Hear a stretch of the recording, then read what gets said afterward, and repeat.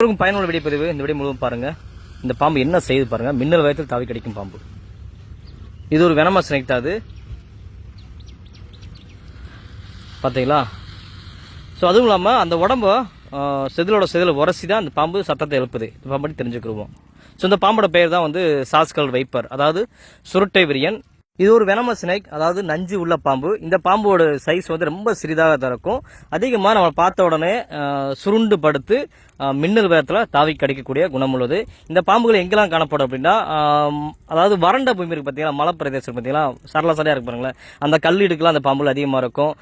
சில விவசாய நிலங்களையும் வறண்ட இடத்துலாம் வந்து இந்த பாம்புகள் அதிகமாக காணப்படும்.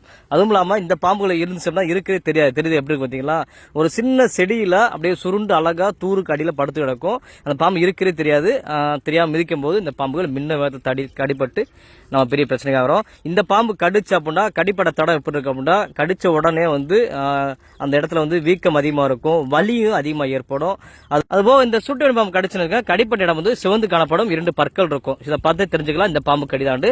ஸோ இந்த பாம்புகள் சில நேரத்தில் வந்து கூட்டமாக இருக்கும். எதற்காக அப்படின்னா, பாம்புகள் இனப்பெருக்க செய்யும் போது இந்த மாதிரி பெண் பாம்பு அருகில் அதிகமான ஆண் பாம்புகள் அதிகமாக கூட்டமாக இந்த மாதிரி இடத்துல இருக்கும். ஸோ அதனால வந்து தயவு செய்து ரொம்ப கவனமா இருங்க. விவசாய நிலத்திலேயே இருக்கும்போது கவனமா இருங்க. அதுவும் இல்லாமல் இரவு நேரத்தில் இந்த பாம்புகள் நம்ம நடக்கிற பாம்புகள் அசையாம அப்படி படுத்திருக்கும். ஸோ அதனால தெரிஞ்சுக்கிறோம் இந்த பாம்புகள் ஒரு சிறிதளவு எச்சரிக்கை தெரிஞ்சுக்கிறோம். அப்படிதான் வந்து செதுல உரசிதான் அந்த பாம்புகள் சத்தம் மின்னல் வேகத்தில் தாவி கிடைக்கும். தெரியுதுங்களா?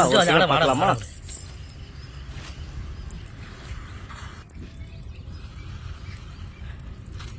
அப்பா, அந்த உடம்பு சுத்துது பாருங்க. தலை வந்து ஷேக் ஆகாம அப்படி கூர்மையா பார்க்கும். ஆனா வந்து உடம்பு வந்து ரொட்டேட் ஆகிட்டே இருக்கும். தெரியுதுங்களா? தலை வந்து அசையாம இருக்கு பாரு அப்படியே.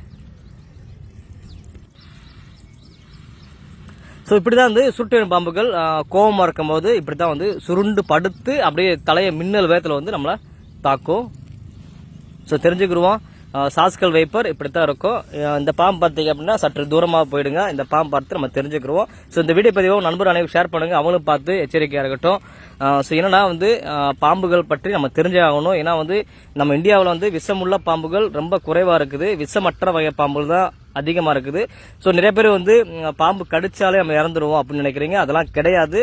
ஸோ பாம்பு கடிச்சா கண்டிப்பாக சிகிச்சை மூலியமாக நமக்கு பூர்ண குணமடைய நிறைய வாய்ப்பு உள்ளது. நம்ம பாம்பு பற்றி தெரிஞ்சுக்கிறோம். ஸோ எந்த ஒரு பாம்பு கடிச்சாலும் தயவு செய்து யாரும் பயப்படாம தைரியமா இருங்க.